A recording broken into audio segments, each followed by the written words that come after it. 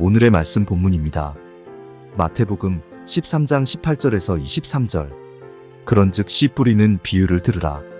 아무나 천국 말씀을 듣고 깨닫지 못할 때는 악한 자가 와서 그 마음에 뿌려진 것을 빼앗나니 이는 곧 길가에 뿌려진 자요. 돌밭에 뿌려졌다는 것은 말씀을 듣고 즉시 기쁨으로 받되 그 속에 뿌리가 없어 잠시 견디다가 말씀으로 말미암아 환난이나 박해가 일어날 때에는 곧 넘어지는 자요.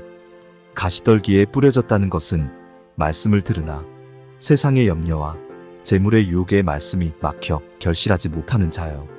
좋은 땅에 뿌려졌다는 것은 말씀을 듣고 깨닫는 자니 결실하여 어떤 것은 100배, 어떤 것은 60배, 어떤 것은 30배가 되느니라 하시더라.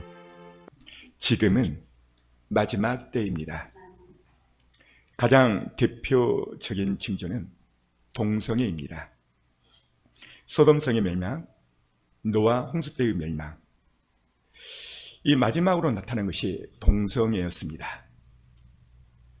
어느 사회를 막론하고 이 동성애가 나타나면 하나님은 반드시 그 사회를 멸망을 시켜버렸습니다. 우리나라도 지금 코앞에 와 있습니다. 이를 막지 않으면 교회는, 복음은 힘들어집니다. 우리는 강력한 기도를 이를 위해서 해야 됩니다. 두 번째로 가장 큰 징조는 지금 이스라엘의 전쟁입니다. 저는 늘 이스라엘 아침에 눈을 뜨고 말씀 묵상하고 기도가 끝나면 뉴스를 먼저 봅니다. 이스라엘이 지금 어떻게 돌아가는가, 이것을 늘 주시합니다. 왜 그러는가? 이스라엘은 하나님의 시간표이기 때문에 그렇습니다. 하나님이 이스라엘 민족을 선택했고 이스라엘 민족에 주님이 태어나셨어요. 그래서 이스라엘 모든 돌아가는 것을 볼 때 지금은 마지막 전쟁인데, 어젯밤 9시 뉴스를 보니까 엄청난 또 전쟁이 일어났습니다. 여러분들이 실감하지 않기 때문에 제가 약 2분 정도 어젯밤 9시 뉴스를 준비했습니다. 같이 보도록 하겠습니다. 여러분 안녕하십니까? 토요일 9시 뉴스입니다. 이스라엘이 이란에 대한 보복 공격에 나섰습니다. 세 차례에 걸쳐 수도 테헤란과 군사시설 20곳을 정밀 타격했습니다. 이란은 당한 만큼 똑같이 돌려주겠다며 재보복을 시사했습니다. 중동 정세가 다시 중대 기로에 섰습니다. 첫 소식 김계영 특파원입니다. 이란 수도 테헤란 상공에서 섬광과 함께 큰 폭발음이 발생합니다. 이스라엘 전투기가 굉음을 내며 비행하고 이란 방공 시스템도 대응했습니다. 이스라엘군은 이란을 세 차례에 걸쳐 공격해 테헤란과 주변 군사시설 20여 곳을 정밀 타격했습니다. 이란 내 미사일과 드론기지, 생산시설에 집중됐습니다. 100대 이상의 드론과 전투기가 동원된 것으로 알려졌습니다. בהן אמצעי ייצור טילים אותם איראן שיגרה לעבר מדינת ישראל בהתקפותיה בשנה האחרונה. 이번 공격은 지난 1일 이란이 약 200기의 탄도미사일 등을 쏘며 이스라엘을 공격한 것에 대한 보복입니다. 당초 검토했던 이란 핵시설과 석유시설을 타격하지 않은 것으로 볼 때 중동 확전을 원하지 않는 미국과 서방 세계의 입김이 작용한 것으로 보입니다. We need to avoid further regional escalation and urge all sides to show restraint. Iran should not respond. 이란은 방공 시스템이 공격을 성공적으로 차단하고 대응했다며 테헤란 등 세계주에서 제한적 피해가 발생해 군인 2명이 사망했다고 발표했습니다. 공습을 전후로 이란 영공에서 민항기 운항이 한때 전면 중지됐습니다. توسط سامانه یک پارچه پدافند هوایی کشور با این اقدام تجاوزکارانه آسیب‌های محدودی به 이란은 이스라엘에게 당한 만큼 똑같이 돌려주겠다며 재보복 의사를 내비쳤습니다. 지금 이란이 당한 만큼 똑같이 보복하겠다는 것입니다. 칼바르트는 한 손에는 성경, 한 손에는 신문을 들고 설교를 해야 된다고 말을 했어요. 무슨 말이냐면 시대에 돌아가는, 시대에 맞는 설교를 하라, 그 말이죠. 여러분, 지금은 마지막 때입니다. 이 마지막 때에 큰 환란, 대환란이 있겠다고 다니엘이 예언을 하고 있는데요. 앞에 스크린 읽어줍니다. 그때 내 민족을 호위하는 큰 군주 미가엘이 일어날 것이요 또 환란이 있으리니 이는 개국 이래로 그때까지 없었던 환란일 것이며 그때 내 백성 중 책에 기록된 모든 자가 구원을 받으리라. 여러분, 지금 중동 전쟁은 심각한 것입니다.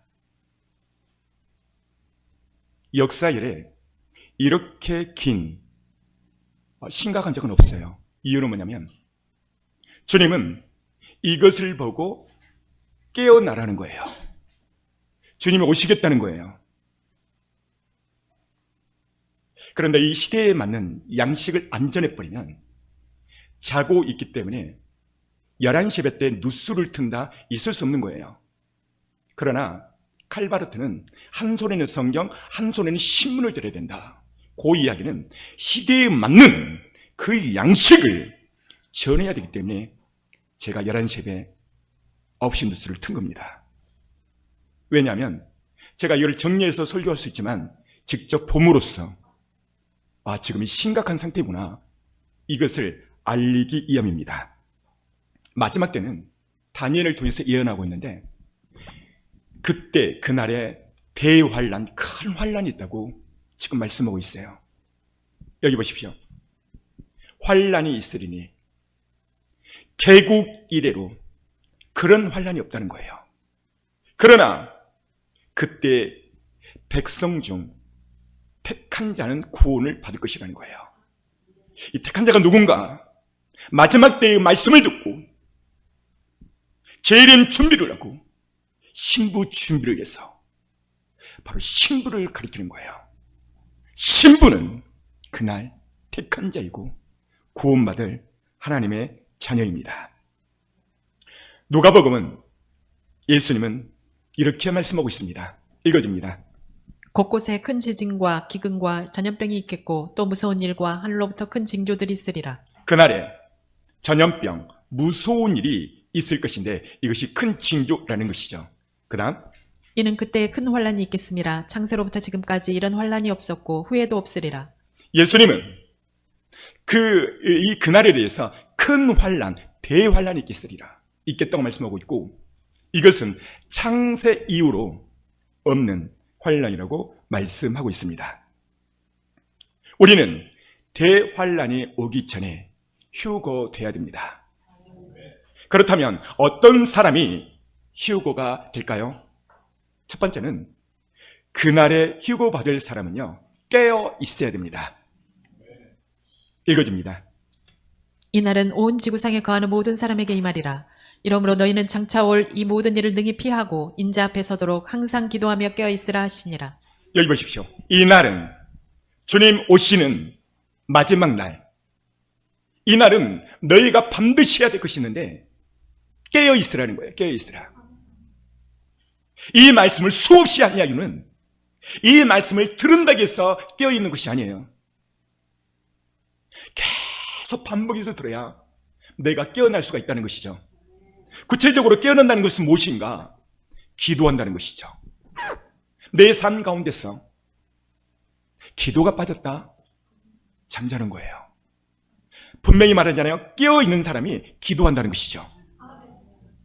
그 다음, 너희는 다 빛의 아들이요 낮의 아들이라. 우리가 밤이나 어둠에 속하지 아니하나니 그러므로 우리는 다른 이들과 같이 자지 말고 오직 깨어 정신을 차릴지라. 두 번째, 어떤 사람이 그날 들림받고 주님의 신부로 오라갈 수 있겠는가? 빛의 자녀들. 이 빛의 자녀들은 어떤 자녀인가? 그 다음에 설명하고 있죠. 오직 정신을 차리는 자. 할렐루야. 여러분, 이 정신을 차리는 자가 어떤 사람이에요? 말씀과 기도로 깨어 있는 자예요. 이 마지막 때는요, 모든 성도들이 두 가지 양상으로 보입니다. 첫 번째는 깨어 있는 사람은 계속 깨어 있는 길로 갑니다. 두 번째는 자는 자로 양상이 갈립니다. 자는 자는 계속 자고 있어요. 돈에 취해 자고, 세상 성공에 취해 자고, 세상 명예, 이거에 취해서 계속 자고 있어요. 오늘 여러분들은 이 두 가지 양상 가운데서 어디에 속해 있습니까? 오늘 이 설교를 통해서 오늘 나를 점검하시기를 바랍니다. 세 번째, 어떤 사람이 그날 올라가고 휴거받을 수 있는가? 읽어줍니다. 주께서 경건한 자는 시험에서 건지실 줄 아시고 불의한 자는 형벌 아래에 두어 심판날까지 지키시며. 따랐습니다. 경건한 자. 이 경건한 자가 누군가? 첫 번째, 깨어있는 자입니다. 두 번째, 빛의 자녀입니다. 세 번째, 예수 그리스도의 신부입니다. 우리는 마지막 때를 살고 있어요. 이 마지막 때에 그렇다면 무엇을 가장 먼저 준비해야 되는가? 주님은 우리의 신랑으로 오세요. 우리는 신부로 올라가요. 이 땅의 결혼식에도 신부가 해야 될 것이 무엇입니까? 예복이요, 예복. 일하다가 자급법 차림으로 결혼식에 들어가는 신부는 아예 없어요. 예복을 반드시 준비해야 되는데 성경은 이 예복을 이렇게 말씀하고 있습니다. 읽어줍니다. 그에게 빛나고 깨끗한 세마포 옷을 입도록 허락하셨으니 이 세마포 옷은 성도들의 옳은 행실이로다 하더라. 보세요. 빛나고 깨끗한 세마포. 이것이 바로 예복입니다. 이 예복을 요한은 구체적으로 설명하고 있는데 뭐라고 설명하냐면 이것은 성도들의 옳은 행실이라. 따라서 봐요. 성도들의 옳은 행실이라. 여러분만 시작. 바울은 그리스도의 옷을 입어라, 예복을 입어라 여러 번 강조하고 있는데요. 반드시 옷, 예복을 입어야 됩니다. 자, 윗단 읽어줍니다. 오직 주 예수 그리스도로 옷 입고 정욕을 위하여 육신의 일을 도모하지 말라. 반드시 주님의 신부가 맞다면 옷을 입으래요. 어떤 옷? 그리스도의 옷. 옷이 있다는 것이죠. 그 다음 누구든지 그리스도와 합하기 위하여 세례를 받은 자는 그리스도로 옷 입었느니라. 보세요. 그리스도로 옷을 입어라. 그 다음 밤이 깊고 낮이 가까웠으니 그러므로 우리가 어두움의 일을 벗고 빛의 갑옷을 입자. 보세요. 빛의 갑옷을 입자. 옷을 입으라는 거예요. 이것이 바로 예복입니다. 주님 다시 오실 때 주님의 신부는 반드시 이 예복을 입어야 합니다. 이 예복을 입지 않고서는 그날 주님을 만날 수 없기 때문에 그렇습니다. 그렇다면 이 예복을 어떻게 입을까? 첫 번째는 철저히 회개함으로 입을 수가 있습니다. 읽어줍니다. 자기 두루마기를 빠는 자들은 복이 있으니 이는 그들이 생명나무에 나아가며. 자기 두루마기를 빠는 자들, 이 자가 복이 있다는 것이죠. 두루마기, 이것이 바로 예복입니다. 요한계시록 19장 8절에 보면 읽어줍니다. 그에게 빛나고 깨끗한 세마포 옷을 입도록 허락하셨으니 이 세마포 옷은 성도들의 옳은 행실로다 하더라. 자, 여기 보면 성도들의 옳은 행실이 구체적으로 뭘까? 그래서 언어를 찾아봤더니 헬라어로 디카이오마라는 단어를 쓰고 있어요. 이 디카이오마, 이 단어의 뜻은 말씀대로 따라가는 자. 따라서 봐요. 말씀대로 따라가는 자. 다시 말하면 말씀대로 사는 자예요.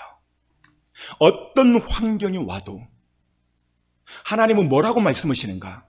그 말씀을 붙잡고 따라가는 자예요. 말씀이 얼마나 중요한지 모릅니다. 왜냐하면 이 말씀이 승리를 주기 때문입니다. 우리의 삶은, 이 현장은 보이지 않는 영적 전쟁터와 같습니다. 학생은 학교에서, 직장인은 직장에서, 사업하는 사람은 사업의 현장 가운데서 전쟁터와 같아요. 성경은 이 전쟁터를 신앙생활 함과 동시에 영적 전쟁이 일어난다고 바울이 말하고 있어요. 어떻게 말하냐면 읽어줍니다. 우리의 씨름은 혈과 육을 상대하는 것이 아니요 통치자들과 권세들과 이 어둠의 세상 주관자들과 하늘에 있는 악의 영들을 상대함이라. 앞에 볼까요? 우리의 싸움은 씨름은 전쟁이란 말이죠. 전쟁. 그런데 이 전쟁이 바울이 설명해 놨는데 사람들과이 아니라 이 어둠의 세상의 주관자들, 누굴 말하죠? 사단 마귀, 어둠의 주관자, 사단 마귀, 악의 영들에 대함이라. 그러니까 예수 믿으면 보이지 않는 영적 전쟁이 계속 일어난다는 것이 바울의 설명입니다. 이런 영적 전쟁터와 같은 이 땅, 우리가 사는 이 땅에서 그렇다면 어떻게 승리할 수 있을까? 오늘 너무나도 중요한 말씀이에요. 이것을 성경은 여호수아를 통해서 정확하게 이 부분을 말씀을 하고 있어요. 이런 상황을 맞이할 때 우리는 어떻게 대처해야 되는가? 여호수아를 좀 보겠습니다. 여호수아, 이스라엘의 제2대 지도자였죠. 이 여호수아는 모세의 제자이죠. 가나안과 전쟁을 여호수아는 앞두고 있었습니다. 이 첫 번째 전투가 여리고 전투였는데요. 어떻게 이 전쟁터, 이 전쟁에서 승리할 수 있을까? 여호수아는 엄청 고민을 했습니다. 왜? 모세는 대단한 지도자였죠. 걸출했죠. 훌륭했죠. 근데 어느 날 모세가 죽습니다. 그 바톤을 이어받죠. 그런데 가나안이라는 긴 안목을 가는데 그 첫 번째가 여리고성 전투가 임했어요. 그래서 이 여리고 전투에서 여호수아는 자기 스승처럼 반드시 이겨야 되는 엄청난 중압감을 갖고 있었습니다. 나는 과연 이 전쟁에서 승리할 수 있을까? 나는 과연 우리 스승 모세처럼 승리할 수 있을까? 그는 두려움에 떨었어요. 그리고 고민에 빠졌죠. 여러분, 전쟁터와 같은 세상에서 어떻게 승리할 수 있을까요? 주님은 전쟁터와 같은 세상에서 승리할 수 있는 비결을 여호수아를 통해서 제시해주고 있습니다. 전쟁을 앞두고 있는 여호수아에게 성경은, 하나님은요, 말씀을 해요. 뭐라고 말씀하냐면 강하고 담대어라. 여러분, 생각해 보세요. 전쟁터에 나가는 이 긴박한 상황에서 뭐가 필요하죠? 전략이 필요하죠. 뭐가 필요하죠? 무기가 필요하죠. 탱크가 필요하죠. 러시아가 북한으로부터 12,000명의 파병을 받았듯이 군병이 필요한 거예요. 무기가 필요한 거예요. 전략 전술이 필요한 거예요. 근데 놀랍게도요, 오늘 하나님께서요, 여호수아에게 너는 전쟁에서 꼭 기억할 일이 있다. 너는 꼭 한 가지를 기억하래요. 여러분, 그게 뭔지 아세요? 성경을 좀 보겠습니다. 뭐라고 말하냐면 8절. 이 율법책을 내 입에서 떠나지 말게 하며 주야로 그것을 묵상하여 그 안에 기록된 대로 다 지켜 행하라. 그리하면 내 길이 평탄하게 될 것이며 내가 형통하리라. 전쟁을 앞두고 있는 여호수아에게 하나님 말씀을 합니다. 이 율법책을 내 입에서 떠나지 말게 하라. 그리고 넌 그것을 묵상해야 된다. 그렇게 해야만 결과는 평탄케 되고 두 번째는 형통케 된다. 할렐루야. 여호수아에게 탱크를 주지 않고 1000명의 천군 천사를 주지 않고 그에게 말씀을 줬다는 거예요. 저는 이 말씀을 묵상하면서 개인적으로 너무 충격이고 은혜가 되는 거예요. 아니, 이제 전쟁이 코앞인데 무기를 주고 탱크를 주고 미사일을 줘야 되는데 말씀을 주죠. 말씀, 이 율법책이 뭐예요? 말씀이죠. 이 말씀을 묵상을 하는 거예요. 그러면서 하나님 말씀하시기를 뭐라고 말하냐면 이렇게 말씀을 해요. 6절 읽어줍니다. 강하고 담대하라. 너는 내가 그들의 조상에게 맹세하여 그들에게 주리라 한 땅을 이 백성에게 차지하게 하리라. 오직 강하고 극히 담대하여 나의 종 모세가 내게 명령한 그 율법을 다 지켜 행하고 우로나 좌로나 치우치지 말라. 그리하면 어디로 가든지 형통하리니. 여러분, 주님이 말합니다. 강하고 담대하래요. 7절에도 넌 강하고 담대해야 된다. 또 9절에도 강하고 담대해야 된다. 자, 여기 볼까요? 여러분, 위기, 어려움, 고난 가운데서 강하고 담대할까요? 위기 앞에서 강하고 담대할까요? 어렵습니다. 말은 강하고 담대하다고 말할 수 있지만 실질적으로는 어려워요, 어려워. 근데 이 비밀을 하나님이 가르쳐 주셨는데요. 그 비밀이 어디에 나오냐면요. 5절에 답이 있어요. 읽어줍니다. 내 평생에 너를 능히 대적할 자가 없으리니 내가 모세와 함께 있었던 것 같이 너와 함께 있을 것임이니라. 내가 너를 떠나지 아니하며 버리지 아니하리니. 여러 번만 읽어봐요. 시작.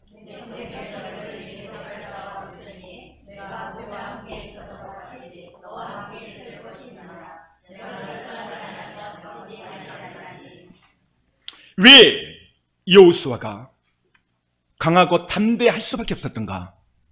세 가지를 통해서 말씀하고 있어요. 첫 번째, 약속을 했습니다. 나는 너와 함께 있을 것이다. 두 번째, 나는 너를 떠나지 아니할 것이다. 세 번째, 나는 너를 버리지 아니할 것이다. 할렐루야!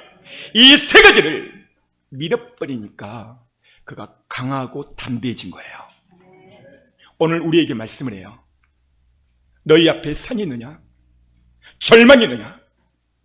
주님이 말씀해요. 넌 내가 너와 함께 할 것이다. 두 번째, 난 널 결코 떠나지 않을 것이다. 너의 사업터에서, 너의 삶에서 나는 너를 떠나지 아니할 것이다. 세 번째, 나는 어떠한 네 사업 환경, 어려움, 절망 없어도 너의 사업을, 너의 직장을, 너의 삶의 터전을, 너의 가정을, 너의 자녀를 버리지 아니할 것이다. 먼저는 이 세 가지를 레마로 받고 믿으셔야 돼요. 그래야 내가 담대하고 강함이 거기서 나오는 거예요. 할렐루야. 사랑하는 성도 여러분, 우리의 삶은 영적 전쟁터와 같습니다.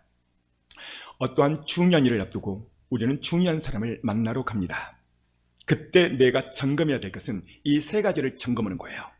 주님이 나와 함께 하셔. 내가 그 사장을 만날 때 주님이 나와 반드시 함께 하셔. 그 어떤 말을 해도 하나님은 나를 떠나지 않으셔. 이것을 믿고 나가라는 거예요. 그래야 강하고 담대함이 우리에게 임합니다. 성령은 우리 안에 계십니다. 그 성령님을 인격적으로 모시고 우리는 대화를 늘 해야 됩니다. 중요한 사람을 만날 때 하나님, 내가 저 사람을 만나서 어떤 말을 해야 될까요? 마음속으로 여쭤보는 거예요. 이랬을 때 전쟁터와 같은 이 삶에서 하나님이 그때그때 생각을 통해서 말씀을 하세요. 지금 여호수아에서는 곧 전쟁이 일어나는 긴막한 상황이 이르렀습니다. 그런데 하나님은 여호수아에게 전략, 무기를 주는 것이 아니라 오늘 말씀을 줬다는 거예요. 그냥 말씀이 아니라 그 말씀을 구체적으로 말했어요. 너는 그 말씀을 묵상해야 된다. 그 말씀, 율법을 첫 번째, 내 입에서 떠나지 말게 하고, 여러분, 내 입에서 떠나지 말게 하고가 뭘까요? 읊조리는 거, 읊조리는 거. 내 입에서 떠나지 말라, 이 말은 머릿속으로 생각하는 말이 아니에요. 입에서 계속 중얼중얼 읊조리는 말이에요. 읊조리는 말이 언어로 하가다라는 단어를 쓰고 있어요. 하가다라는 단어는 묵상과 같은 말이에요. 읊조리다. 입에서 떠나지 않게 하라. 읊조림입니다. 읊조림은 작은 소리로 나만 들을 수 있게끔 하나님의 말씀을 묵상, 읊조리는 것이죠. 이것을 주야로 하라는 것이죠. 자, 그렇다면 읊조림은 왜 읊조려야 되는가? 또 읊조림의 열매, 결과가 무엇인가? 이것이 중요하죠. 첫 번째는요, 하나님의 말씀의 읊조림은요, 첫 번째는요, 하나님의 능력이에요. 따라서 봐요. 읊조리면 능력이 임합니다. 말씀을 입에서 읊조리면요, 입에 있는 말씀이요, 마음으로 내려와요. 말씀이 마음에 내려오면 일어나는 현상은 갑자기 마음에서 뜨거움이 일어납니다. 그리고 내 입술에는 부정적인 말, 안 된다는 말이 사라져요. 이것이 말씀 읊조림의 능력입니다. 두 번째는요, 말씀을 읊조리면 말씀이 나를 인도합니다. 따라서 볼까요? 말씀을 읊조리면 말씀이 나를 인도한다. 어떤 말씀, 내가 사랑한다, 전도한다, 무엇을 소망한다 말씀을 계속 엎드리면요, 그 말씀대로 내가 가버려요. 왜 그러느냐? 그 말씀이 나를 끌고 가버려요. 어떤 원수가 있습니다. 근데 원수를 계속 사랑을 묵상하면요, 어느 순간 그 영혼을 사랑해버려요. 이게 말씀의 인도함이죠. 주님이 말씀으로 나를 인도합니다. 세 번째는, 말씀을 읊조리면 그 읊조린 말씀을 경험케 해요. 경험케. 이거는 제 간증 경험이에요. 제가 상가 2층에서 교회를 개척할 때 어느 날 새벽에 성도가 없고, 성도가 없으니까 재정도 없죠. 아무것도 nothing. 그런데 하나님이 어느 날 새벽에 혼자 새벽 기도를 드리는데, 우리 사모와 저랑 새벽 기도를 드리는데 말씀을 주시고, 말씀을. 그때 어떤 말씀을 주셨냐면 이 말씀입니다. 읽어주세요. 내가 너와 함께 있어 내가 어디로 가든지 너를 지키며 너를 이끌어 이 땅으로 돌아오게 할지라. 내가 내게 허락한 것을 다 이루기까지 너를 떠나지 아니하리라 하시지라. 내가 내게 허락한 것, 목회죠. 사명이죠. 이것을 다 이루기까지 하나님은 여호수아에게 말씀했죠. 떠나지 않겠다. 저에게 말씀했어요. 너를 떠나지 않겠다. 할렐루야. 정말 낙심 들고 힘이 들고 산 넘고 산일 때 이 말씀이 저를 이끌고 가요. 내가 너를 떠나지 않겠다. 너의 목회 사명을 다 이루기까지 너가 어디로 가든지 너를 이끌 것이며 허락한 것을 다 이루기까지 떠나지 않겠다. 이 말씀이 지금까지 저의 방패고, 이 전쟁에서 반드시, 이 전쟁에서는 뭐가 필요하죠? 무기가 반드시 있어요. 무기. 그래서 바울은 이 무기에 대해서 이렇게 말씀하고 있어요. 읽어줍니다. 구원의 투구와 성령의 검 곧 하나님의 말씀을 가지라. 하나님의 말씀은 살아있고 활력이 있어 좌우에 날선 어떤 검보다도 예리하여 혼과 영과 및 관절과 골수를 찔러 쪼개기까지 하며 또 마음의 생각과 뜻을 판단하나니. 성경은 검. 이 검은 뭐예요? 어쩔 때 쓰죠? 여러분, 싸울 때 쓰는 거예요. 전쟁 때. 옛날에는 검으로 싸웠죠. 지금은 총이나 미사일이나 이렇게 싸우지만 이 검은 전쟁기의 무기예요. 근데 이 무기를 뭐라고 말했냐면 말씀이라고. 말씀. 할렐루야. 그래서 이 말씀을 더 구체적으로 표현했는데 그 다음 구절 다시 한번 읽어줍니다. 하나님의 말씀은 살아있고 활력이 있어 좌우에 날선 어떤 검보다도 예리하여 혼과 영과 및 관절과 골수를 찔러 쪼개기까지 하며 또 마음의 생각과 뜻을 판단하나니. 여러분 보십시오. 이 검이라는 거예요. 좌우의 어떤 날성보다 하나님 말씀 예리하고, 이 말씀은 관절 골수를 찔러 쪼개기까지 한다는 것입니다. 말씀은 무기예요. 무기. 오늘 본문을 통해서 예수님은 이 말씀이 얼마나 중요한지 씨 뿌리는 비유를 통해서 여실히 보여주고 있습니다. 사람의 마음에는 네 종류의 밭이 있다고 말씀하고 있어요.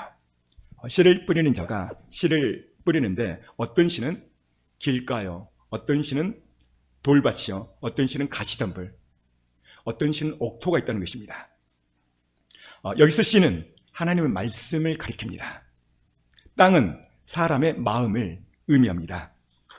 특이한 점은 네 종류의 밭 중에서 열매 맺는 밭은 옥토에서만 열매를 맺는다는 것입니다. 옥토인 밭의 특징은 첫 번째, 오늘 여러분의 마음을 점검해 보십시오. 말씀이 선포졌을 때 꿀송이처럼 답니다. 건강한 사람은 어떤 말씀을 들어도 아멘하고 다 소화해버려요. 그러나 건강치 않은 사람은 계속 음식을 골라 먹죠. 오늘 여러분의 상태도 똑같습니다. 옥토는 어떤 말씀을 들어도 긍정적인 마음으로 말씀을 받습니다. 오늘 내게 주신 레마로 받고 이런 밭에서만 30배, 60배, 100배의 열매를 맺는다고 주님이 말씀했습니다. 사랑하는 성도 여러분, 지금 하나님의 말씀이 오늘 이 시간 여러분의 기전에 마음에는 잘 들려지십니까? 이 네 가지 밭을 통해서 주님이 우리에게 말씀해 주고 있어요. 그게 무슨 말씀이냐면 말씀이 선포되어질 때 마귀도 덩달아 역사한다는 것이 여실히 보여주고 있어요. 그러니까 말씀이 선포되었을 때 옆에서 마귀가 있다는 거예요. 그러니까 마귀가 하는 일이 뭔가, 이 말씀을 들어버리면 그 영혼이 살아나버려요. 그래서 이 말씀을 못 듣게 그 시간 옆에 사람 눈치가 생각나고, 옆에 사람의 말을 하고, 옆에 사람을 쳐다보고 집중 못 오게 해요. 왜냐하면 마귀가 그 말씀을 소화하고 상처버리면 마귀는 쫓겨나거든요. 왜냐하면 말씀의 능력이 있기 때문에, 말씀을 먹어야만 살기 때문에. 이것을 보여주고 있는 게 에스겔 6장에 마른 뼈들이 가득 차 있죠. 죽어 있죠. 여러분, 뼈는 뭐예요? 죽음, 절망이에요. 근데 이때 하나님이 에스겔에게 말하죠.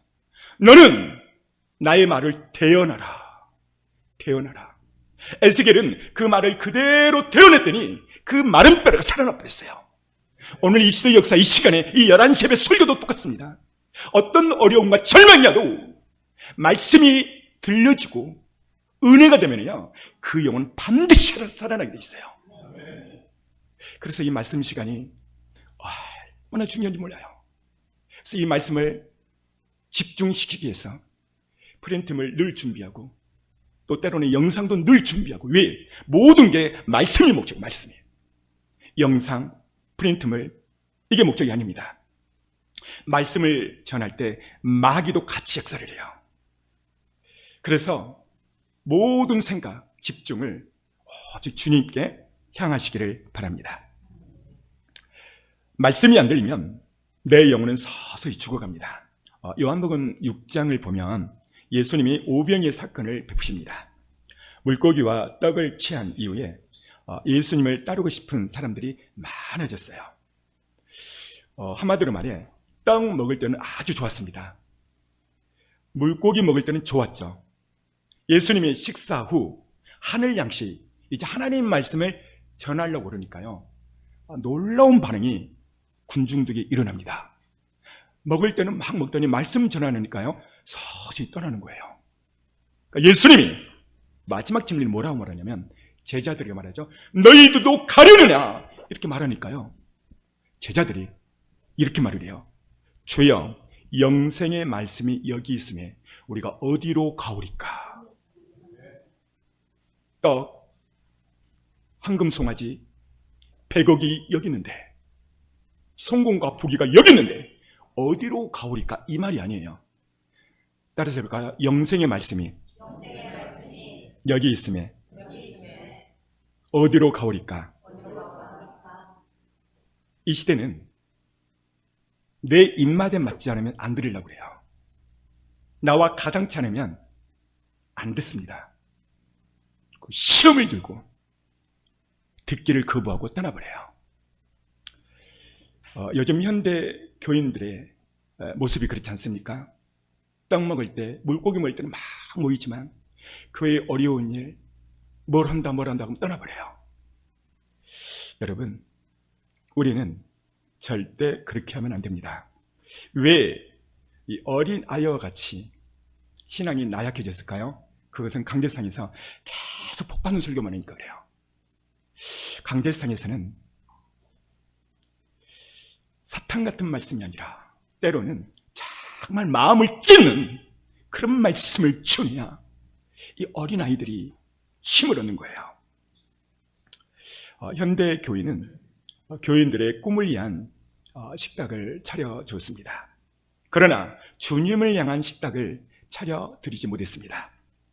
이 시대에 주님을 향한 식탁이 무엇일까요? 양식인데 바로 재림 복음이에요.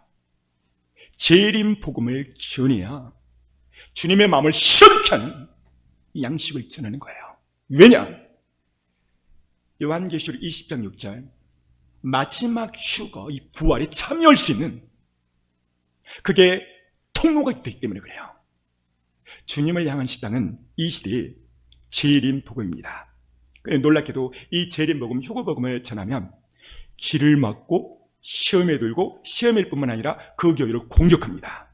떠나죠. 그러니 주님 다시 오실 때 어떻게 신무단장을 할 수 있을까요? 여러분, 자동차는요 기름 연료고 있어야 갑니다. 나무와 식물은 반드시 물을 줘야 되죠.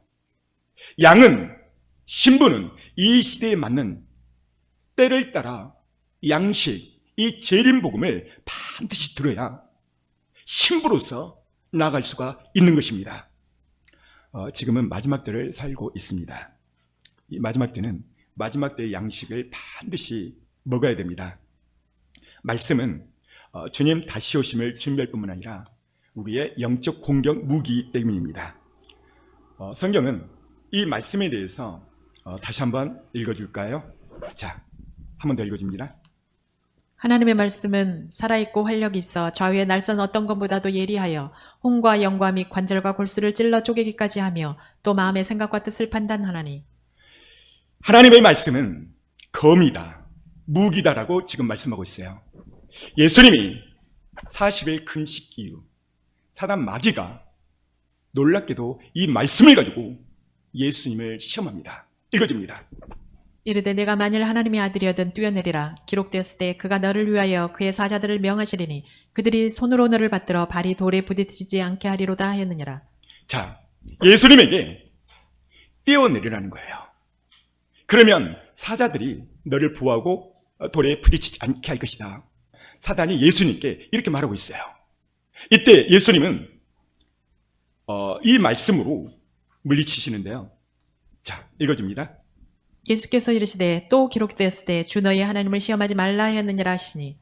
자, 여기 보니까 주 너희 하나님을 시험치 말라. 신명기 6장 16절의 말씀으로 사단 마귀를 물리칩니다. 마태복음 로마서 1장 16절에 보면 이 말씀이 얼마나 중요한가. 주님은 사단의 이 세 가지의 모든 시험을 말씀으로 물리치고 마귀도 말씀을 이용해요.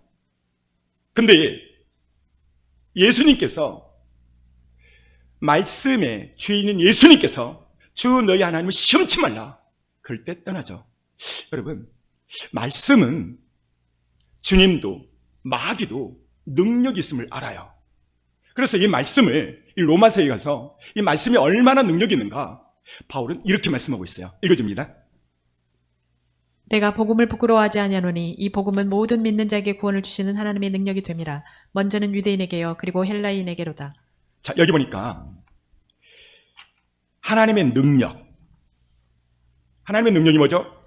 복음, 말씀이죠. 그런데요, 여기에서 이 능력이란 말이 헬라어로 두나믹스라는 단어를 씁니다. 영어의 다이나마이트의 어원입니다. 이 두나믹스에서 나온 것이죠. 이 단어가 쭉 와서 지금 현대에 쓰고 있는 것이 다이나마이트. 그러니까 다이나마이트의 어근이 하나님의 능력, 말씀에서 나왔다는 것을 지금 보여주고 있어요. 그러니까 하나님의 능력, 이 말씀이 다이나마이트처럼 엄청난 강함이 있다는 것이죠. 하나님의 말씀은 능력이고 강함이고 파워가 있어요. 어떤 자에게? 말씀을 읊조리고 믿는 자에게. 제가 재밌는 이야기 하나 해드릴게요. 제가 얼마 전에 기독교 방송 간혹 새롭게 하소서를 봅니다. 새롭게 하소서에서 아주 크게 성공했던 사람이 나오는데 이 사람이 군대에서 아주 깜찍한 일을 당했다는 거예요. 그가 20대에 그 수류탄을 투척하는 그 훈련이 있었는데 이 수류탄을 던지려고 하는데 이 위에서 터져버린 거예요. 정말 그래서 오른손 보여주는데요. 이 손이 다 나가버렸어요. 그리고 자기 인생을 이렇게 말하더라고요. 나는 나의 20대가 그 순간 사라져버렸대요. 그런데 지금 어떻게 CEO로 어느 회사 대표 회장으로 성공할 수 있느냐? 이 사회자의 질문에 이렇게 말하더라고요. 나는 하나님 말씀을 읊조리고 묵상해서 자기 해보겠다는 거예요. 할렐루야. 저는 그 말이 너무 은혜가 되고 공감이 갔어요. 여러분, 지금 수류탄과 비교할 수 없는 다이나마이트 같은 말씀이 떨어지는데 땅을 쳐다보고 옆 사람을 쳐다보고 여러분 하나님의 말씀은 능력이에요. 내가 살기 위해서 이 한 시간을 집중해야 돼요. 저는 이거를 영적으로 너무 잘 알거든요. 말씀을 놓치면은요, 다 놓치는 거예요. 따라서 뭐야? 말씀을 놓치면 다 놓친다. 노벨이 다이너마이트를 발명했습니다. 만든 이유는 광산이나 건설 현장에서 사용하기 위함이에요.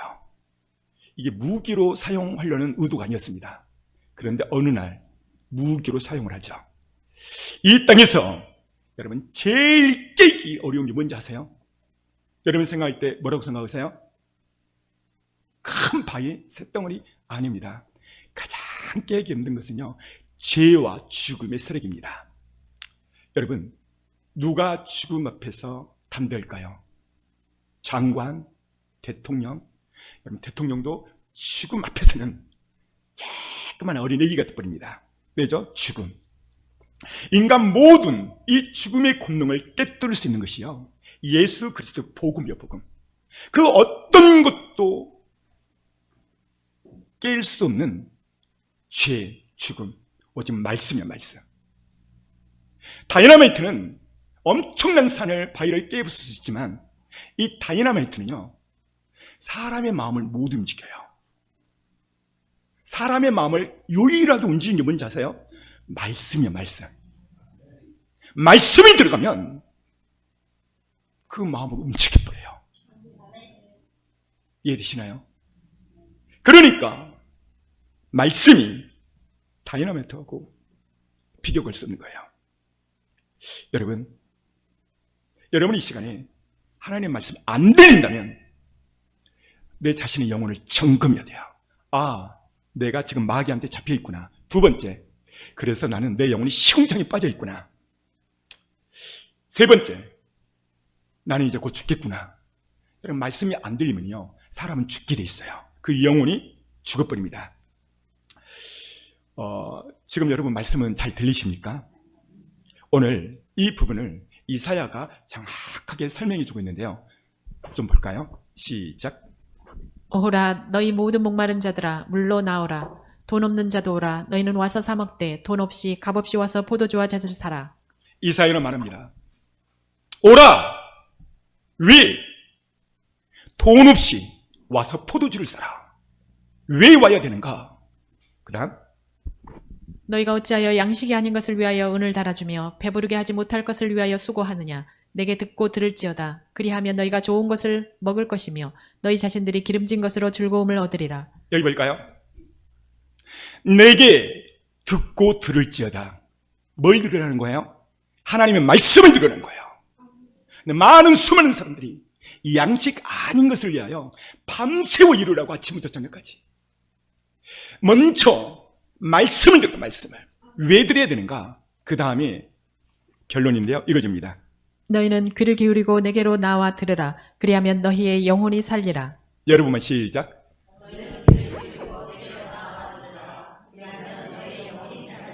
보십시오. 귀를 기울이고 내게로 와서 들으라. listen. 들으라는 거예요. 그리하면, 여러분, 그리하면이 뭐죠? 조건적 접수사예요. 내가 주인에게 10만 원 주고 너 약국에 가서 닭가슴 한 명 사와. 나머지는 내가 용돈으로 줄게. 뭐예요? 돈 받았으니까 가요, 안 가요? 가겠죠. 조건. 하나님은 조건을 달았어요. 어떤 조건이냐? 첫 번째, 들어라. 어디로 와서? 여호와의 집에 와서. 뭘 들어야 되는가? 하나님의 말씀. 왜 들어야 되는가? 여기 나오죠? 너희 영혼이 살리라. 따라서 해볼까요? 하나님의 말씀을 들으면 내 영혼이 산다. 여러분만 두 번 시작. 한 번 더 시작. 하나님의 말씀을 들을 때 내 영혼이 사는 거예요. 그래서 마귀는 이 말씀을 못 듣게 하는 거예요. 그래서 잡생각, 엉뚱한 생각. 그렇습니다. 자, 그렇다면 이 다이너마이트 같은 엄청난 하나님의 말씀이 떨어졌을 때 왜 성도가 집중하지 못하고 은혜 받지 못할까? 첫 번째는요, 설교자에게 문제가 있어요. 설교자가 복음적이지 않고 성령이 충만하잖아요. 두 번째는 말씀을 듣는 회중이 자갈밭, 돌밭이에요. 돌밭. 가시밭인 거예요. 세상의 염려와 재료로 가득 차 있으니까 이게 안 들어가는 거예요. 안 들어가는 거. 세 번째는 마귀가 역사하기 때문에 그래요. 하나님의 말씀이 선포되어 있을 때 마귀도 덩달아 막 눈에 불을 쓰고 어떤 사람이 은혜 받나? 빨리 빼앗아야지. 이렇게 눈에 불을 쓰고 있다 이 말이죠. 사랑하는 성도 여러분, 주변 환경적에 마음을 뺏기면 안 됩니다. 교회는 종합병원과 같습니다. 그래서 종합병원은 뭐예요? 온갖 문제투성인 사람들이 모였어요. 어떤 사람은 팔이 한쪽이 없고, 어떤 사람은 다리가 한쪽이 없고, 어떤 사람은 마음이 아파 병들었어. 그러면 다 이해를 해야죠. 어떤 것처럼 바다처럼. 그래야만 그 말씀이 내게 들리는 거예요. 그냥 따라서 볼 거야. 감탄사를 해야 돼. 교회는 종합병원과 같네. 그렇습니다. 다 문제투성이에요. 다 벗어왔어. 근데 이 아픔이 언제 회복되냐면 말씀을 들을 때 회복이 돼요. 할렐루야. 말씀을 들을 때 모든 상처, 아픔, 고통, 절망적인 생각, 말씀을 들을 때 회복이 되어져요. 엄청난 훌륭한 의사가 열심히 이 약은 이암에 줬습니다. 이 약을 먹어야 이암이 회복되고 빨리 낫습니다. 2시간, 3시간 엄청나게 설명을 했어요. 근데 이 환자가 듣고 에이, 뭔 가짜야, 거짓말이야 하고 안 먹어버렸어.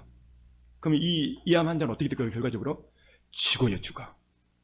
똑같습니다. 하나님의 말씀을 열심히 먹고 묵상하고 읊조리십시오. 그렇게 했음에도 불구하고 한 귀로 듣고 한 귀로 흘러버린다? 그러면 그 환자는, 그 신자는 죽을 수밖에 없어요.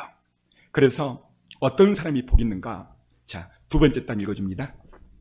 복 있는 사람은 악인들의 꾀를 따르지 아니하며 죄인들의 길에 서지 아니하며 오만한 자들의 자리에 앉지 아니하고 오직 여호와의 율법을 즐거워하여 그의 율법을 주야로 묵상하는도다. 여기 보십시오. 복 있는 사람은 어떤 사람이 복 있는가? 돈 많은 사람이 아니라 주야로 율법, 하나님의 말씀을 묵상하는 자는 거예요. 할렐루야. 이런 사람이 복되다고 오늘 강력히 말하고 있어요. 왜 이 말씀이 이렇게 중요한가? 요한복음 1장 1절에 보면 읽어줍니다. 태초에 말씀이 계시니라. 이 말씀이 하나님과 함께 계셨으니 이 말씀은 곧 하나님이시니라. 보세요. 이 말씀이 뭐라고요? 하나님이라, 하나님. 이 말씀 묵상은 내 영혼이 하나님을 만나는 거예요. 위기와 어려운 가운데서 부도났다, 재정의 바닥이다, 절망이다. 성령은 이렇게 말씀하고 있어요. 윗단 읽어줍니다. 이 말씀은 나의 곤란 중의 위로라. 주의 말씀이 나를 살리셨음이니이다. 보세요. 주의 말씀이 나를 살렸도다. 다 같이 시작. 주의 말씀이 나를 살렸대. 환경이 아니고, 돈이 아니고, 사람이 아니고, 말씀이 나를 살렸다는 거예요. 말씀이 이렇게 중요합니다. 그래서 이 말씀, 이 묵상, 묵상이 영어로 meditation이라는 단어를 쓰고 있어요. 영어로 여러분 약이 뭐죠? medicine. 이 medicine이 어디서 나온지 아십니까? 여기 묵상이 나온 거야. meditation. 그러니까 이 약이 medicine, 하나님 말씀 안에서 묵상할 때 나왔다는 거예요. 여러분, 마찬가지로 우리가 약을 잘 먹어야 그 병에서 나을 수가 있어요. 하나님의 말씀을 잘 읊조리면서 잘 소화해야 우리 영혼이 건강해지는 것이죠. 여러분, 교회를 오래 다니는 게 중요한 것이 아니에요. 나는 오늘 이 시간 아침에 눈을 뜨면 말씀 읊조림이 있는가? 나는 이 말씀 읊조림으로 지금 나는 기도하고 있는가? 이 말씀이 이렇게 중요합니다. 예수님이 십자가에 못 박혀 죽으시죠. 엠마오로 가는 이 두 제자가 예수님이 십자가에 죽으심을 보고 엄청 절망에 쳤어요. 그리고 엠마오로 자기 고향으로 가버립니다. 아주 절망에 찬 걸음을 하고 있었을 때 그때 주님이 그때 오셔서 말씀을 전해요. 그랬더니 이 엠마오로 가는 두 제자가 그 말씀을 듣고 이 예수님이 이제 떠나죠. 그때 둘이 이야기합니다. 아니, 여보게 아까 말씀을 드렸는데 우리 마음이 뜨거워지지 않았느냐. 그러니까 말씀을 들으니까 마음이 뜨거워진 거예요. 엠마오로 가는 이 두 제자는 자기 살 길 찾아 고향으로 가던 길이었거든요. 근데 그 말씀에 뜨거움이 임하니까요. 엠마오로 다 가던 길을 턴해서 에루살렘으로 왔어요. 신음에 빠져있는 제자들에게 하나님의 말씀을 전해요. 그랬더니 그들이 그 절망 가운데서 회복이 일어나고 사명을 감당을 하죠. 이게 엠마오로 가는 이 두 제자가 말씀을 체험하는 것을 누가복음을 통해서 기록하고 있어요. 자, 말씀이 제대로 딱 읊조리게 되면 우리 안에서 어떤 현상이 일어나는가 보겠습니다. 두 번째 단 시작. 내가 다시는 여호와를 선포하지 아니하며 그의 이름으로 말하지 아니하리라 하면 나의 마음이 불붙는 것 같아서 골수에 사무치니 답답하여 견딜 수 없나이다. 말씀이 임하면요, 마음이 불붙는 것 같이 뜨거워져요. 그래서 이 뜨거움 때문에 에레미야는 자기 사명을 감당했다는 것이죠. 이 시대도 마찬가지입니다. 말씀이 뜨거워질 때 전도하고, 말씀이 뜨거울 때 봉사를 하고, 말씀으로 내 마음이 뜨거워질 때 섬기고, 말씀으로 뜨거워질 때 내가 기도하는 것이죠. 그래서 말씀이 이렇게 중요합니다. 오늘 성경 본문에 4가지 밭이 있다고 그랬죠. 길가, 돌짝밭, 가시떨기. 네 번째는 뭐예요? 옥토. 이 부분을 조금 더 보고 마칠 겁니다. 자, 윗단 읽어줍니다. 사람들이 잘 때 그 원수가 와서 곡식 가운데 가라지를 덧뿌리고 갔더니. 자, 여기 보니까 사람의 잠잘 때 가라지를 뿌렸대요. 누가 그랬다는 거예요? 왼수가. 이 마귀 왼수가 그랬다는 거예요. 그러니까 말씀을 들을 때 마귀가 같이 역사한다는 걸 보여주고 있는 거예요. 그러니까 생각을 계속 집중하셔서 들으셔야 됩니다. 들은 목적은 내 영혼이 살기 위해서. 그 다음 읽어주세요. 싹이 나고 결실할 때에 가라지도 보이거늘 집 주인의 종들이 와서 말하되 주여 밭에 좋은 씨를 뿌리지 아니하였나이까. 그런데 가라지가 어디서 생겼나이까. 농부가 말합니다. 웬 가라지가 있어 이게 났습니까? 그랬더니 설명합니다. 주님이 설명하죠. 그 다음 주인이 이르되 원수가 이렇게 하였구나. 종들이 말하되 그러면 우리가 가서 이것을 뽑기를 원하시나이까. 온수가 그랬다는 거예요. 온수가. 그 다음 아무나 천국 말씀을 듣고 깨닫지 못할 때는 악한 자가 와서 그 마음에 뿌려진 것을 빼앗나니 이는 곧 길가에 뿌려진 자요. 자, 이번에는 길가. 길가는 어떤 맛인가? 말씀이 선포될 때 깨달음이 안 와요. 이유가 뭔가? 악한 자, 여기도 악한 자가 나오죠. 이 왼수, 악한 자, 누구예요 다? 그렇죠. 마귀. 말씀을 들을 때 악한 자, 왼수가 등장한다는 거예요. 네. 또 읽어봐요. 돌밭에 뿌려졌다는 것은 말씀을 듣고 즉시 기쁨으로 받되 그 속에 뿌리가 없어 잠시 견디다가 말씀으로 말미암아 환난이나 박해가 일어날 때에는 곧 넘어지는 자요. 돌밭, 어떤 자인가? 환난과 박해가 있었을 때 넘어진다는 거예요. 그 다음 볼까요? 가시떨기에 뿌려졌다는 것은 말씀을 들으나 세상의 염려와 재물의 유혹에 말씀이 막혀 결실하지 못하는 자요. 가시떨기에 뿌렸다는 것. 뭔가? 세상의 염려, 재물. 여러분, 염려는 제가 전전 시간에 뭐라 그랬죠? 마귀의 통로라고 그랬죠. 마귀의 역사. 그 다음 좋은 땅에 뿌려졌다는 것은 말씀을 듣고 깨닫는 자니 결실하여 어떤 것은 100배, 어떤 것은 60배, 어떤 것은 30배가 되느니라 하시더라. 그렇습니다. 좋은 땅. 말씀을 들으면 그대로 마음에 나는 자. 저는 지난주에 그런 옥토 어떤 집사님을 만났어요. 와, 저는 이분과 대화하면서 너무 은혜가 됐어요. 이분은요, 예배 때마다 늘 눈물을 흘리며 항상 은혜를 받는데요. 이분이 5개월 전 우리 교회에 처음 참석했는데요. 그날의 설교를 기억하고 있는 거예요. 그의 남편도 기억하고 있는 거예요. 그리고 그 남편이 그때 제가 영상을 보여줬는데 고음 영상을 보여줬대. 은혜가 됐다는 거예요. 제가 가끔 보여주잖아요. 근데 저는 그 집사님을 통해서 너무 은혜가 된 게 뭐냐면, 이분은요 모든 예배에 항상 은혜가 되는데 토요일 전날부터 준비한다는 거예요. 예배를. 할렐루야. 나는 주일 예배를 토요일부터 준비한다. 손 들어보세요. 아무도 있나요? 없나요? 3명이 있군요. 감사해요. 여러분, 이분은 세상에 토요일 전날부터 준비한대요. 우와, 너무 새로웠어요.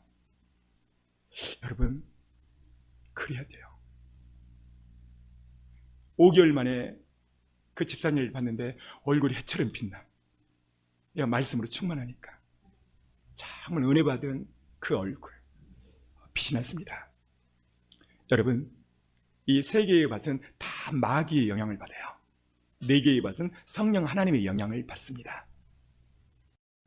주일날 우리 모두는 은혜 받으려고 오늘 교회에 왔습니다. 마귀는 오늘 아침에도 엄청나게 생각 가운데서 여러분에게 시험거리를 줬을 것입니다. 여기 교회 오면서 운전 중 또 대중교통을 이용할 때 엉뚱한 말, 내게 상처되는 말, 이런 잡다한 생각들, 마귀가 온 거예요. 왜? 은혜 받지 못하게 하려고. 저는 솔직히 고백합니다. 제가 큰 집회에 나갈 때, 또 참석할 때 저는 우리 사모님과 말합니다. 여보, 오늘 하나님 말씀을 드려야 될 텐데 우리 혹시나 나한테 조금이라도 섭한 거 있으면 다 이야기해라. 내가 다 사과하겠다. 정말 다 풀고 들어가요. 놀라운 점은 이걸 풀고 딱 그 예배에 참석하잖아요. 정말 스펀지처럼 그 말씀이 제게 임해요. 근데 대판 싸우고 안 풀고 들어가잖아요. 그러면 불을 받을 뻔해. 그래서 마태복음 5장 24절에 보면 제단에 예물을 드릴 때 너는 형제와 먼저 화목을 하고 드리라고 말씀을 했습니다. 옥토는 말씀을 듣고 아멘하고 그대로 순종해버려요. 옥토관이는 자가발 이 4가지 밭은 말씀에 딱 떨어지면 우와! 저거 김 지사님이 들어야 돼. 저거 박 장로님이 들어야 돼. 저 설교는 김 아무개가 들어야 돼. 저 설교는 기 아무개가 들어야 돼. 옥토가 아니기 때문에 그래요. 옥토는 그걸 끄집어 와가지고 나한테 적용을 시켜요. 내가 들은 말이구나. 이 말씀대로 못 살았네. 우와, 난 옥토가 아닌가 봐요. 회개해야 되겠네. 막 갈아엎는 거예요. 갈아엎는 거예요. 근데 옥토가 아닌 밭은 그렇게 무수한 말씀이 들려도 비가 막 내리는데 우산을 써버리네. 비가 막 단비가 내리는데 이 그릇이 하늘 향해 있어야 되잖아요. 근데 그걸 엎어버리네. 그러니까 이게 그 영이 자라질 않는 거예요. 사랑하는 성도 여러분, 여러분 옥토가 되고 싶으십니까? 첫 번째는 말씀이 떨어졌을 때 레마로 들으십시오. 이 말씀은 내게 주신 말씀이구나. 옥토의 특징이에요. 두 번째는 바로 순종해버리세요. 세 번째는 말씀이 딱 들으면 충성으로 나가는 거예요. 그럴 때 열매 맺게 하시는 분은 하나님이십니다. 왜 이 옥토 되기가 어려울까? 하나님 앞에 내가 바로 서 있지 않기 때문에 그렇습니다. 이 마지막 때는 옥토가 되고 깨어나려면 반드시 재림복음, 휴거복음, 종말복음을 들어야만 됩니다. 왜 그러느냐? 열처녀 비유 사건에서 보라 신랑이로라, 그때만이 깨어났기 때문에 그래요. 돈으로 10억이다, 아파트 당첨됐다, 이걸로 깨어난 것이 아니에요. 보라 신랑이로다. 이 보라 신랑이로다 이 말은 주님 오신다 그 말이에요. 이 마지막 때에 지혜로운 5처녀처럼 오늘 말씀처럼 늘 말씀을 읊조리고 묵상해서 성령의 기름등물을 충분히 잘 준비하여서 그날 영광에 올라가시기를 주 예수 이름으로 축원합니다. 제가 오늘 설교를 준비할 때 한 영상이 생각이 났는데요. 여러분, 이 마지막 때에요, 우리는 엄청난 환난이 있습니다. 그날은 손과 발을 자르며 표를 받게 할 것입니다. 초대교회에도요, 엄청난 핍박이 있었죠. 많은 사람들이 사자의 먹이로 순교를 했어요. 우리 그날을 생각하면서 기도하는 마음으로 봤으면 좋겠습니다. 보겠습니다.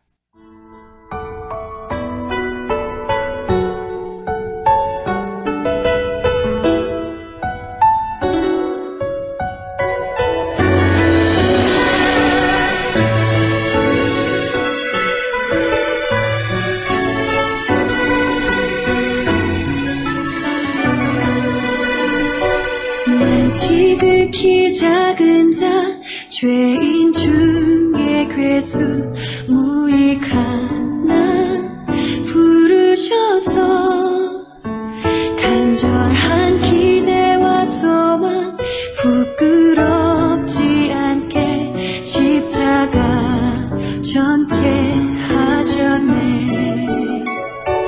어디든지 가리라 주 위에 서라며 나는 전하리 그 십자가 내 몸에 댄 십자가 그 보혈의 향기 온 세상 채울 때까지 살아도 주를 위해 죽어도 주를 위해 사나 죽으나 난 주의 것 십자가의 능력 십자가의 소망 내 안에 주만 사시는 것.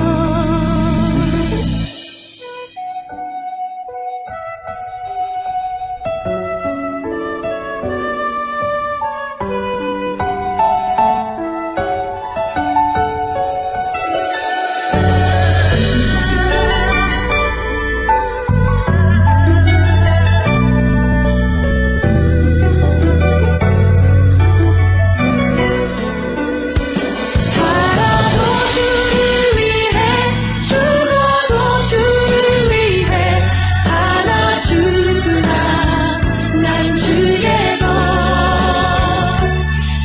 십자가의 능력 십자가의 소망 내 안에 주만 사시는 것.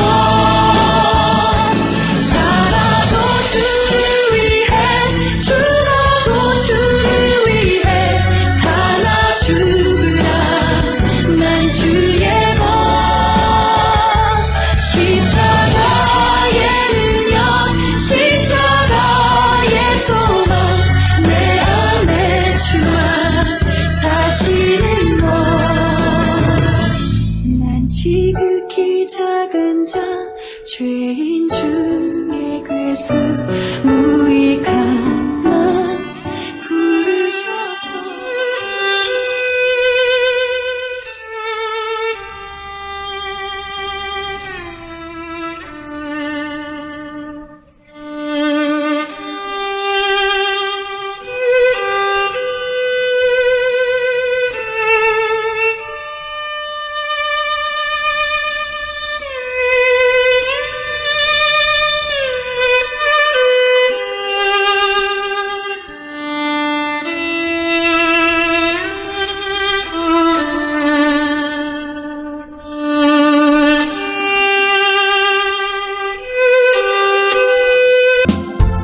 이 시간 말씀을 생각하면서 두 손을 가슴에 얹습니다. 사랑하는 성도 여러분, 주님은 이제 속히 오십니다. 여러분, 주님이 속히 오심이 이때 우리가 깨어있지 못하고 이 땅에 남게 되면 초대교회 많은 선배 신앙인들이 사자의 먹이로 불로 하형을 당하고 어떤 이는 목에 천수형을 당하고 많은 제자들이 다 순교를 했습니다. 바울이 순교를 당할 때 부인하라고 이 마지막 소원이 무엇이냐? 바울은 그 마지막 소원을 말하는지 아십니까? 주 예수를 믿으라. 주 예수를 믿으라. 주 예수를 믿으라. 그리하면 너와 내 집이 구원을 얻으리라. 이 말을 하자마자 그 시퍼런 칼이 그의 목을 쳐버립니다.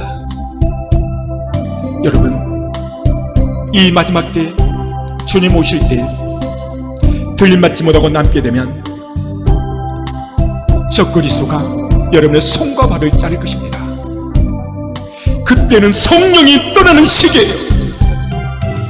지금 잘 준비하여서 지혜로운 다섯 처녀 기름등불 성령 충만하여 이 복을 잘 준비하여서 그날 모두가 녹아시기를 주 예수 이름으로 축복합니다. 오늘 이 시간 주의 성장하고 기도할 때 하나님,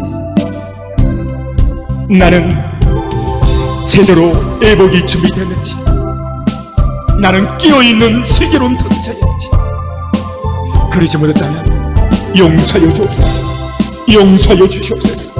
이 시간 주의 성창하고 간절히 회개 기도하시고, 주님, 나도 슬기로운 다섯처럼 주님 오실 때 들림받기를 원합니다. 애복을 철저히 빨기를 원합니다. 이 시간 주의 성장 기도합니다. 주여, 주여, 주여. 예수의 피로, 예수의 불로, 예수의 피, 예수의 보혈 역사 남는 치유점이고 통성으로 기도합니다. 회개 기도하십니다. 예수의 피, 예수의 보혈, 예수의 피. 주여, 주의 역사여 주옵소서. 예수의 피, 예수의 피, 예수의 피, 예수의 피, 예수의 보혈, 예수의 피, 예수의 보혈, 예수의 피, 예수의 보혈, 예수의 피, 예수의 보혈, 예수의 피. 주여, 거룩하신 나의 아버지 예수의 이를 쓴다라 wakken다 예수의 이스가냐. 성령의 불, 성령의 불, 성령의 불, 성령의 불, 성령의 불, 성령의 불. 예수의 피, 예수의 보혈, 예수의 피, 예수의 보혈, 예수의 피, 예수의 보혈, 예수의 피, 예수의 보혈. 주여, 거룩하신 나의 아버지 예수의 이를 쓴다라 wakken다 예수의 이스가냐. 성령님 역사여 주옵소서. 예수의 피로, 예수의 불로, 예수의 피로, 예수의 불로, 예수의 피로, 예수의 피로, 예수의 보혈, 예수의 피, 예수의 보혈, 예수의 피, 예수의 보혈, 예수의 피, 예수의 보혈. 오 거룩하신 나의 아버지 예수의 이를 쓴다라 wakken다 예수의 이스가냐. 거룩하신 나의 아버지 역사여 주옵소서. 성령의 불로, 성령의 불로, 예수의 피로, 예수의 보혈, 예수의 피, 예수의 피, 예수의 피, 예수의 보혈, 예수의 피, 예수의 보혈, 예수의 피, 예수의 보혈, 예수의 피, 예수의 보혈. 주여, 거룩하신 주의 역사소서.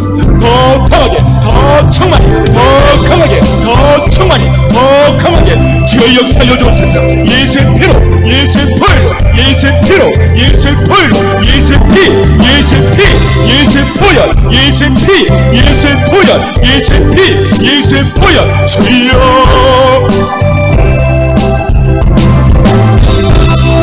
주의 역사여 주옵소서. 더 충만히, 더 충만히, 더 강하게, 더 강하게, 더 충만히, 더 강하게 예수의 피로, 예수의 불로, 예수의 피로, 예수의 불로, 예수의 피로, 예수의 불로.